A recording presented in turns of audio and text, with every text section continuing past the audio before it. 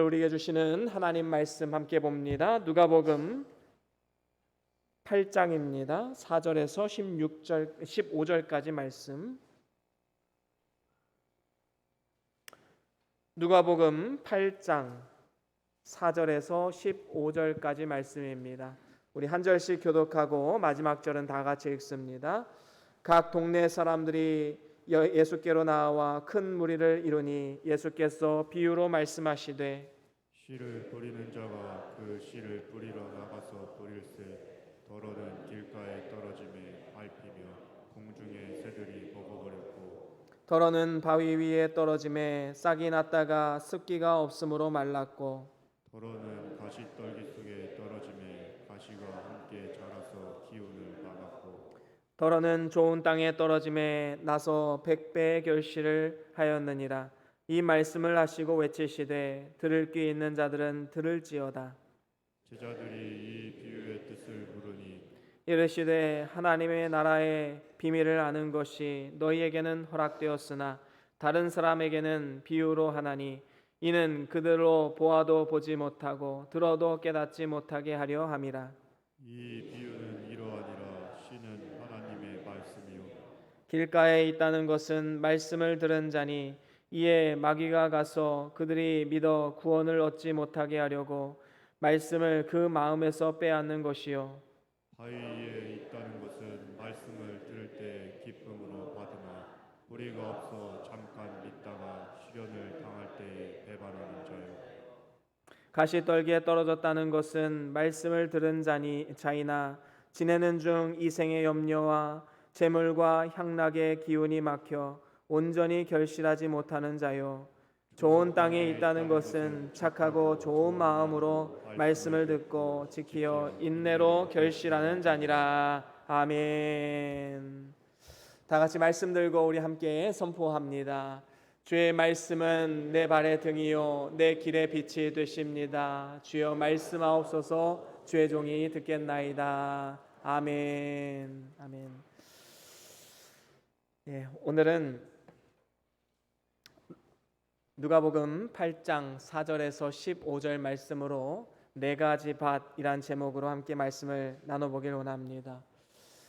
우리가 무언가 눈에 보이는 작은 현상이 커다란 본질의 일부일 때 우리가 자주 사용하는 표현이 있지요. 그것은 빙산의 일각에 불과하다라는 표현입니다. 이 말이 왜 나오게 되었을까요? 사실 이 앞에서 보는 바와 같이 겉으로 드러난 빙산은 조그만하지요. 그런데 사실은 그 수면 아래로 보이지 않는 거대한 빙산이 이렇게 있음을 보게 됩니다.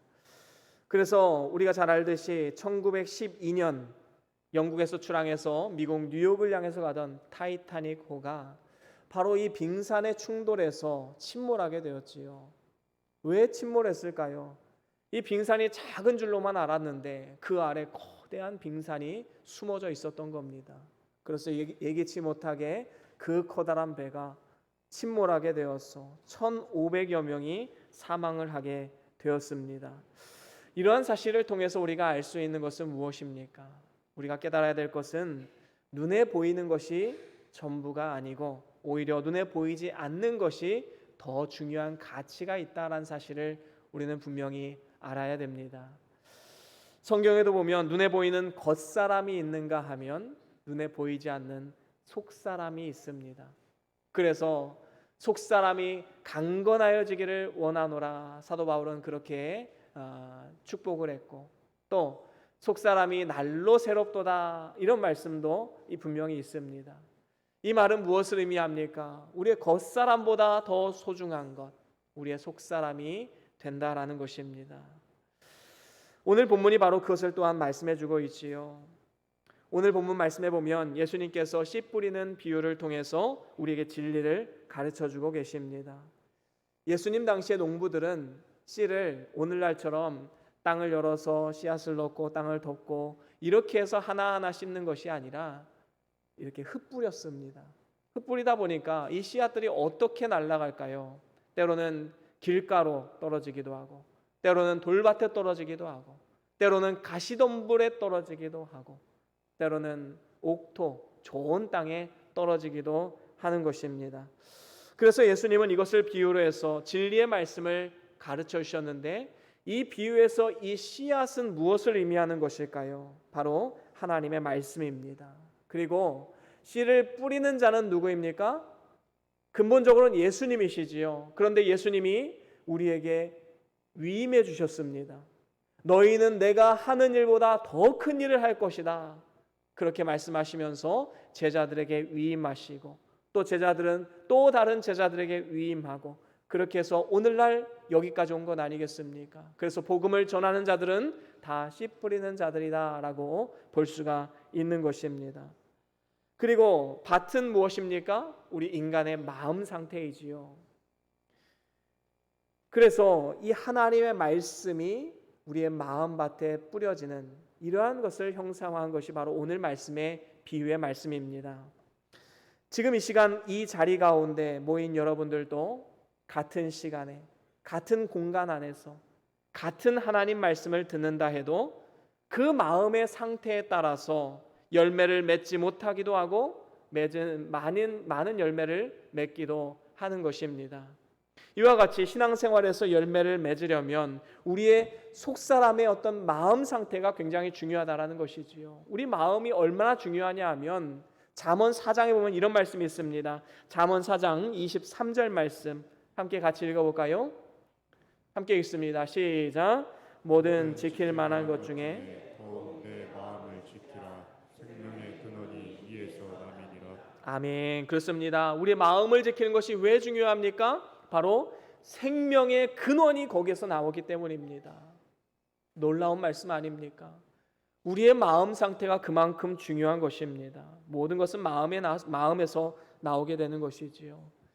특별히 이 마음이 어떠한 상태인가에 따라서 오늘 본문에 보니까 4가지 마음의 밭이 나옵니다.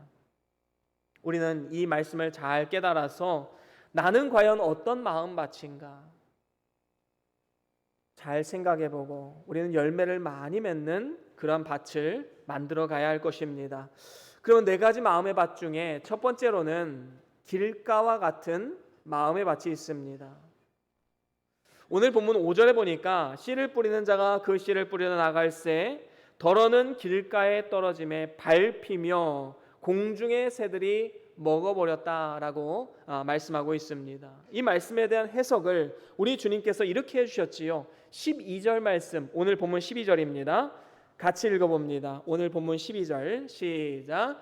길가에 있다는 것은 말씀을 들은 자니 이에 마귀가 가서 그들이 믿어 구원을 얻지 못하게 하려고 말씀을 그 마음에서 빼앗은 것이요. 그렇습니다. 마귀가 와서 구원을 얻지 못하게 하려고 그 마음에서 말씀을 빼앗아 가기 때문에 길가와 같은 마음을 가진 사람은 구원을 받을 수가 없는 것입니다. 그렇다면 이 길가와 같은 마음은 어떤 마음입니까? 우리가 잘 알듯이 이 길가는 사람들이 많이 왕래하는 곳입니다. 또 짐승이 수레를 끌고 지나갑니다. 시간이 지나면 지날수록 수많은 사람들이 밟고 또 밟았기 때문에 땅이 굳어졌지요. 굳고 또 굳어지는 그런 땅을 말합니다. 여러분, 인류의 역사 가운데 사람들의 마음 속에 얼마나 많은 종교 지도자들이나 아니면 철학자들이나 아니면 과학자들 지나가게 되었습니까? 많은 사람들이 그 마음을 다 밟고 지나가서 마음이 완고해지고 굳어지게 된 것이지요. 또한 이 세상에 여러 가지 풍속과 습관이 들어와서 굳어질 대로 굳어진 마음, 길가와 같은 마음이 되고 말았습니다. 이러한 완고한 마음 가운데는 하나님의 씨앗이 떨어져도 열매를 맺을 수가 없는 것이지요. 오늘날 바른 진리의 말씀을 전해줘도 지금까지 잘못 배운 사상이나 지식으로 인해서 참된 진리를 받아들이지 못하는 사람들이 얼마나 많이 있습니까? 우리나라가 처음 복음이 들어왔을 때 사람들이 진리를 받아들이는데 가장 큰 걸림돌이 무엇이었지요? 바로 조선 왕조 500년 동안 우리 민족을 올가매고 있었던 유교 사상, 그것이 바로 굳은 마음이 되어서 말씀이 뿌리내리는데 굉장히 큰 방해가 있었음을 우리는 알 수 있습니다. 그래서 예수를 믿으면 제사를 드리지 않는 이유로 기독교는 조상을 몰라본다, 부모 공경을 하지 않는다, 이런 박해를 받았던 것이 사실입니다. 그런데 여러분, 정직하게 생각해 봅시다. 돌아가신 부모님이나 조상들에게 제사를 한들 그분들이 와서 그것을 먹습니까? 그리고 그분들을 공경하는 진정한 의미가 거기에 있습니까? 그렇지 않지요. 사실은 자기 복 받기 위해서 제사를 드린 건 아닙니까? 사람은 정직해야 합니다. 여러분, 기독교는요, 살아계시는 동안 부모에게 공경하라라고 가르치는 종교입니다. 살아계실 때 공경하는 것이 진정한 공경이지 죽은 다음에 하는 것이 무슨 의미가 있습니까? 죽은 영혼을 기리고 제사하는 것은 하나님의 뜻이 아닙니다. 이러한 뿌리 깊은 유교 문화 때문에 우리 민족은 이 복음을 받아들이는데 굉장히 큰 걸림돌이 있었지요. 굳은 마음으로 있었습니다. 뿐만 아니라 세상에서 배우는 진화론. 우리 아이들이 이제 고등학교 정도 올라가면 교회를 떠나는 아이들이 많이 있어요. 이제 고등학교 올라가면 진화론을 배우거든요. 아니, 교회에서는 내가 창조를 배웠는데 아니 진화되었다고? 그럼 하나님이 안 계신 거네? 이 고등학교 올라가면 그래서 다 떨어져 나갑니다. 학교에서 배우는 건 과학이라고 생각하기 때문에 그래, 맞아, 진화론이 과학적인 거지. 그래서 창조를 부정하고 하나님을 떠나는 많은 학생들이 있음을 보게 됩니다. 이 진화론 역시도 우리를 굳은 마음을 만들게 되는 것이지요. 또 세상의 풍속이나 습관들, 그리고 기독교에 대한 여러 가지 오해들, 그런 것들로 인해서 마음이 굳어지게 됩니다. 그래서 진리가 선포되어져도 다 튕겨져 버리지요. 그래서 그것을 받아들이지 못하는 많은 사람들이 있음을 보게 됩니다. 이러한 길가와 같은 굳은 마음에는 좋은 씨가 뿌려진다 해도 열매를 맺을 수가 없지요. 마태복음 13장 19절에 보면 이렇게 말씀합니다. 우리 같이 읽어볼까요? 마태복음 13장 19절입니다. 함께 읽어봅니다. 시작. 아무나 천국 말씀을 듣고 깨닫지 못할 때는 악한 자가 와서 그 마음에 뿌려진 것을 빼앗나니 이는 곧 길가에 뿌려진 자요. 그렇습니다. 여기에 보니까 악한 자가 와서 그 마음에 뿌려진 것을 빼앗는 자가 길가에 뿌려진 씨앗이다라고 말씀하고 있습니다. 악한 자는 사단을 말하지요. 그래서 사단 마귀는 하나님의 구원 운동을 방해합니다. 하나님을 대적합니다. 사람들의 마음에서 하나님의 말씀을 빼앗으려고 합니다. 결국에 사단 마귀의 목적은 무엇일까요? 하나님과 우리 사이를 이간하고 분리시키는 이러한 역할을 하고 있는 것입니다. 그런 의미에서 볼 때 하나님 말씀을 받은 자는 반드시 마귀의 미혹이 있다란 사실도 알아야 됩니다. 왜냐하면 우리가 귀한 것을 가지고 있으면 사단 마귀 이걸 가만히 두고 보질 못해요. 어떻게든 그것을 빼앗고자 하는 것입니다. 그래서 우리가 귀한 복음의 진리를 가지고 있으면 사단 마귀의 미혹이나 시련은 당연한 것이다 라고 우리는 받아들여야 합니다. 에덴 동산에서 마귀가 뱀의 모양으로 하와에게 찾아와서 선악과를 먹지 말라는 하나님 말씀을 빼앗아가 버렸습니다. 그래서 선악과를 먹는 날에는 네가 하나님과 같이 지혜롭게 될 것이다, 눈이 밝아져서 하나님과 같이 될 것이다 라고 말을 했지요. 이러한 미혹으로 인해서 하와는 하나님의 말씀을 빼앗기고 말았습니다. 마귀의 말에 동조해서 선악과를 따서 입에 넣어서 먹고 또 그것을 남편 아담에게까지 주었습니다. 그래서 이로 인해서 온 인류, 오고 오는 모든 세대 가운데 저주와 멸망이 임하게 된 건 아니겠습니까?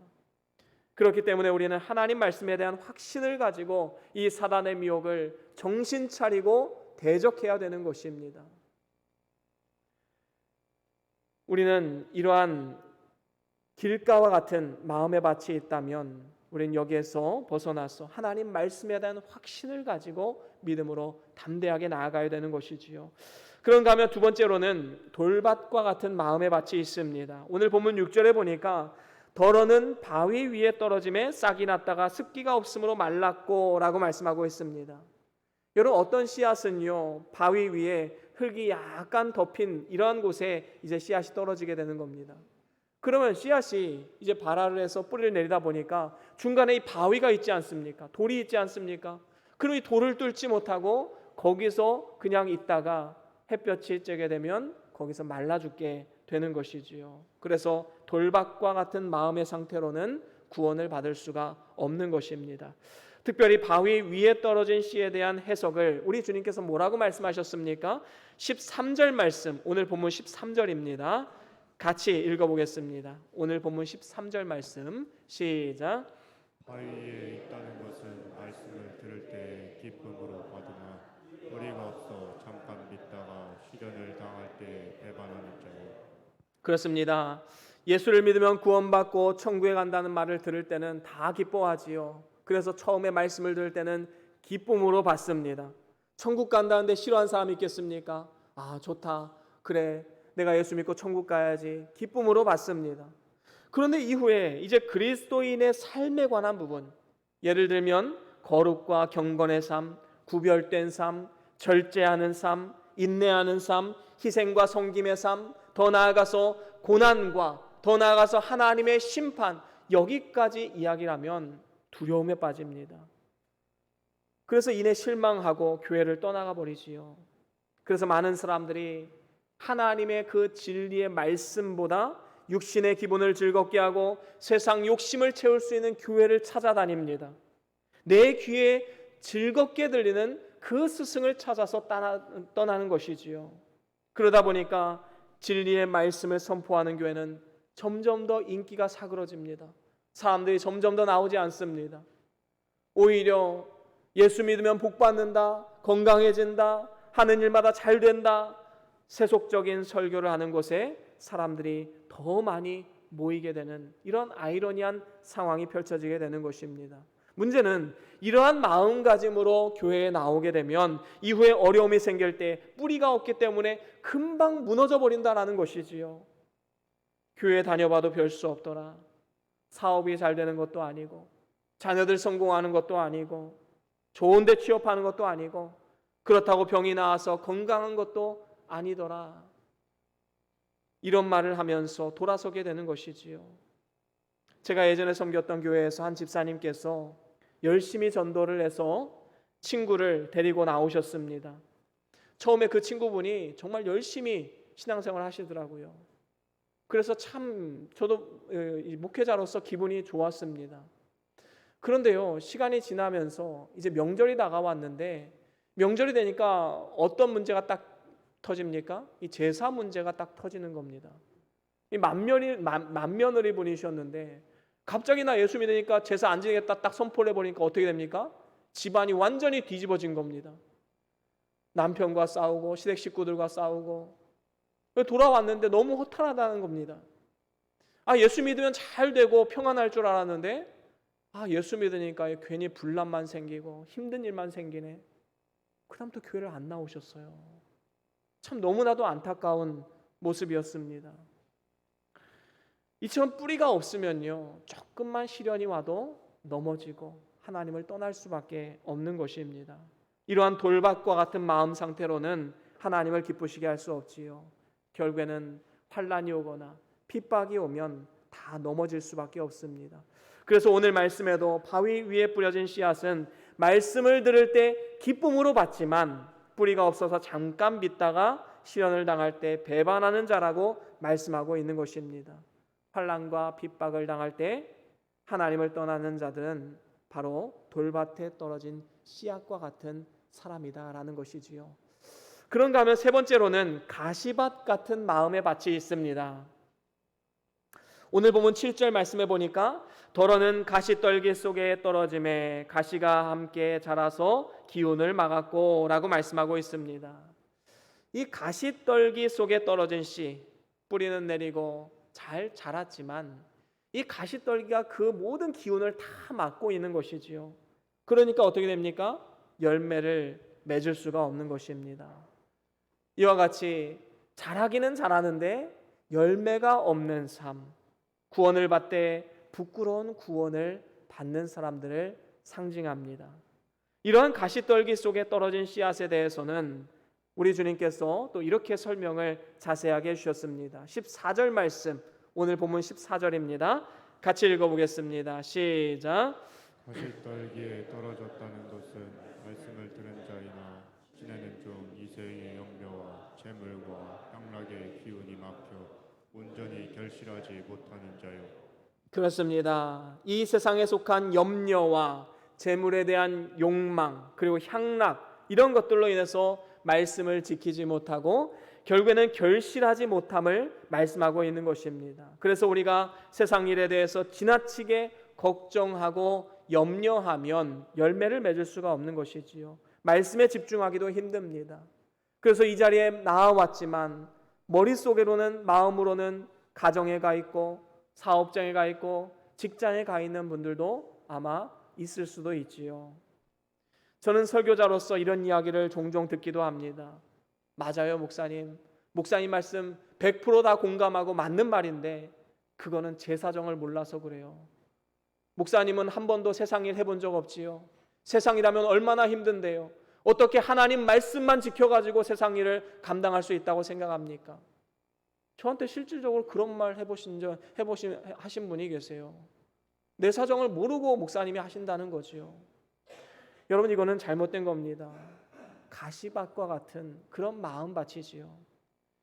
지나친 세상에 대한 염려와 재물에 대한 욕심은 믿음의 결실을 맺지 못하게 되는 것입니다. 여러분, 우리 주님께서 뭐라고 말씀하셨습니까? 마태복음 6장 33절과 34절 우리 같이 한번 읽어볼까요? 마태복음 6장 33절 34절 함께 읽어봅니다. 시작. 그런즉 너희는 먼저 그의 나라와 그의 의를 구하라. 그리하면 이 모든 것을 너희에게 더하시리라. 그러므로 내일 일을 위하여 염려하지 말라. 내일 일은 내일이 염려할 것이요 한날의 괴로움은 그날로 족하니라. 아멘. 그렇습니다. 먼저 구해야 될 것이 무엇입니까? 하나님 나라와 그의 의를 먼저 구하라 말씀하셨지요. 그러면 이 모든 것을 너에게 더해 주시겠다 약속하셨습니다. 여러분, 말씀에 순종해가지고 어떻게 삽니까? 이게 아니라 말씀에 순종하면 하나님이 채워주시고 능력 주신다. 이게 진짜 신앙인 아니겠습니까? 그러므로 우리는 내일 일을 위해서 염려하지 말아야 합니다. 내가 말씀대로 살아서 손해보면 어떻게 하지? 여러분, 이건 하나님의 뜻이 아니지요. 아직 일어나지도 않은 내일의 일들은 나에게 속한 것이 아니라 하나님께 속한 것입니다. 내일은 내 날이 아니에요. 하나님께 속한 날입니다. 그래서 내일의 일들은 하나님이 고민하셔야 되지 내가 고민할 일이 아니다라는 것이지요. 우리는 그저 하루하루 믿음의 삶을 살아가며 그의 나라와 그의 의를 구하는 삶을 살아가기만 하면 하나님께서 우리의 삶을 책임지시고 인도하신다라는 것입니다. 그런데 많은 성도들이 여전히 염려와 두려움으로 살아가면서 그 믿음의 발걸음 한 걸음 떼는 것을 힘들어합니다. 여러분, 한 걸음 믿음의 발걸음 떼면 2걸음, 4걸음, 6걸음 떼는 것은 쉽습니다. 그런데 그 믿음의 발걸음 한 걸음을 떼는 것이 힘들지요. 그래서 많은 사람들이 좌절하고 낙심하게 됩니다. 여러분, 우리가 하나님께 맡긴다는 것은 그저 하나님께 손 내밀어서 하나님 도와주십시오. 그래서 손 잡아주는 정도로 끝나는 것이 아닙니다. 내가 하나님께 나의 삶을 맡긴다는 것은 나의 모든 육체와 나의 삶과 나의 가정과 나의 사업과 모든 일들을 하나님께 내어 맡긴다라는 거예요. 하나님의 품에 그냥 안겨버리는 것입니다. 그래서 하나님이 함께 하심을 믿는다면 우리는 다른 것을 생각할 필요가 없어요. 오직 그의 말씀만을 바라보고 그 말씀을 따라가면 되는 것입니다. 말씀에 순종해서 핍박당하면 어떡하지? 말씀에 순종해서 무슨 일 생기면 어떻게 하지? 어려움이 생기면 어떻게 하지? 그런 생각은 할 필요가 없다라는 것입니다. 하나님께서 우리의 삶과 가정과 하는 모든 일을 책임져 주시는 삶, 바로 먼저 그의 나라와 그의 의를 구할 때, 하나님께 나의 삶을 의탁하고 내어 맡길 때 주시는 축복임을 우리는 잊지 말아야 합니다. 누가복음 21장 34절에 이렇게 말씀합니다. 우리 같이 읽어볼까요? 누가복음 21장 34절입니다. 시작. 너희는 스스로 조심하라. 그렇지 않으면 방탕함과 술 취함과 생활의 염려로 마음이 둔하여지고 뜻밖의 그날이 덫과 같이 너희에게 임하리라. 아멘. 그렇습니다. 우리는 스스로 조심해야 됩니다. 만약에 방탕함과 술 취함과 그리고 생활의 염려로 인해서 우리가 걱정을 하게 되면 우리 마음이 둔해지지요. 마음이 가시밭과 같은 마음이 됩니다. 이러한 밭에서는 열매를 맺을 수가 없는 것이지요. 결국에는 갑작스럽게 예수님이 재림하실 때에 우리는 부끄러운 구원을 받을 수밖에 없는 것입니다. 그렇기 때문에 날마다 삼가 조심하며 믿음으로 말씀에 순종하는 삶을 살아가야 되는 것이지요. 마지막으로 네 번째, 좋은 땅과 같은 마음의 밭이 있습니다. 우리 모두가 이러한 좋은 땅과 같은 마음, 옥토와 같은 마음이 되어야 하겠지요. 오늘 본문 8절에 보니까 이렇게 말씀합니다. 더러는 좋은 땅에 떨어짐에 나서 100배의 결실을 하였느니라 라고 말씀합니다. 여러분, 좋은 땅에 떨어진 씨앗은요 30배, 60배, 100배의 결실을 맺습니다. 그래서 믿음으로 결실하는 자는 상 받는 구원에 참여하게 되는데, 결실에도 차이가 있는 것처럼 상 받는 데에도 차이가 있는 것입니다. 그렇다면 좋은 땅과 같은 마음의 상태는 무엇을 말하는 것일까요? 먼저는 착하고 좋은 마음을 의미합니다. 오늘 본문 15절 상반절에 보니까 좋은 땅에 있다는 것은 착하고 좋은 마음으로 말씀을 듣고 라고 말씀하고 있습니다. 여러분, 믿는 사람들은 착하고 좋은 마음을 가지고 있어야 합니다. 언제나 착한 양심을 써서 생활해야 되지요. 그 대표적인 예가 사도행전에 나옵니다. 베레아 사람들. 우리 말씀을 함께 읽어볼까요? 사도행전 17장 11절 말씀입니다. 같이 읽어봅니다. 시작. 베레아에 있는 사람들은 데살로니가에 있는 사람들보다 더 너그러워서 간절한 마음으로 말씀을 받고 이것이 그러한가 하여 날마다 성경을 상고함으로. 아멘. 그렇습니다. 베레아 사람들은 너그러운 마음을 가지고 있었습니다. 또한 그들은 간절한 마음으로 말씀을 받지요. 그리고 그 받은 말씀이 그러한가 날마다 상고하며 묵상하는 이러한 삶을 살아갔습니다. 여러분, 이게 좋은 마음 아니겠습니까? 이처럼 너그러운 마음, 열린 마음, 말씀을 사모하는 마음, 그리고 겸손한 마음, 그리고 말씀 전하는 자를 존경하는 마음, 이러한 마음들이 좋은 마음이지요. 이런 마음으로 말씀을 들으면 그 말씀을 통해서 많은 결실을 맺을 수 있게 되는 것입니다. 하나님은 사모하는 영혼을 만족해 하시겠다 약속하셨지요. 또한 겸손한 자들에게 은혜를 주시는 분이십니다. 여러분, 교회 나오실 때마다 정말로 말씀을 사모하는 마음으로 한번 나아 보십시오. 또한 설교를 들을 때에도 사람의 말이 아니라 이거는 하나님이 나에게 직접적으로 주시는 말씀이다 라는 그런 마음으로 한번 말씀을 들어보십시오. 그리고 그 말씀을 날마다 상고하며 되새김질하는 삶을 살아간다면 어떻게 그러한 삶 가운데 하나님이 역사하지 않을 수가 있겠습니까? 이렇게 착하고 좋은 마음으로 말씀을 들어야 할 뿐만 아니라 15절 하반절에 보니까 그 말씀을 듣고 지키어 인내로 결실하는 자가 좋은 마음밭을 가진 사람이라고 말씀하고 있습니다. 말씀을 듣고 지키기 위해서는 인내하며 순종하는 것이 필요합니다. 말씀을 듣고 나서 그것을 다 떠내려보내면 아무런 의미가 없는 것이지요. 말씀으로 은혜 받은 것을 붙잡고 참고 또 인내해야 합니다. 하나님 말씀을 들은 것으로 끝나는 것이 아니라 행하지 않는 자는, 듣기만 하고 행하지 않는 자는 자신을 속이는 자이고 또 죽은 믿음을 가진 자다라고 성경은 분명히 말씀하고 있습니다. 그렇습니다. 하나님 말씀을 지키기 위해서는 믿음으로 인내하는 것이 필요합니다. 가정이나 직장이나 교회에서도 참고 또 참으며 인내하며 말씀을 지켜나가면 하나님이 그 가정 가운데, 그 교회 가운데, 그 직장 가운데 역사하시는 것입니다. 지켜주십니다. 요한계시록 3장 10절에도 이렇게 말씀하지요. 함께 같이 읽어볼까요? 요한계시록 3장 10절입니다. 시작.